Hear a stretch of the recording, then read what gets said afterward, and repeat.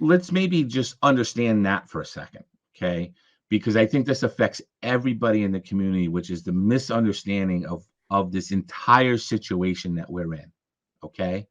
The entire situation that we're in right now is around kids. It's around the ATF, well, the anti-gun lobby getting their panties and thongs in a bunch and Hmm. complaining to the ATF about these things, kits, and these kits becoming firearms. But how kits became to be is very, very important. I don't know why this is all of a sudden not focusing.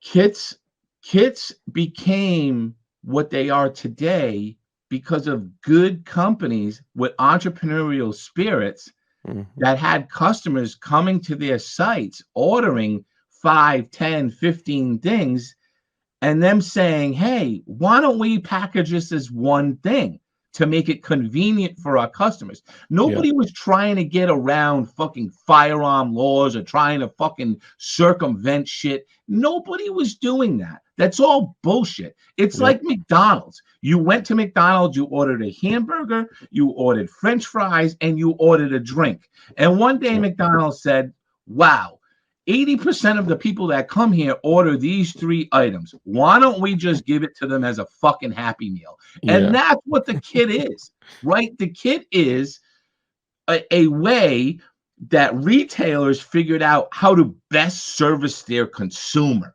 right? Yep. They weren't looking to circumvent some stupid fucking rules. Yeah. Okay. That's how it went down.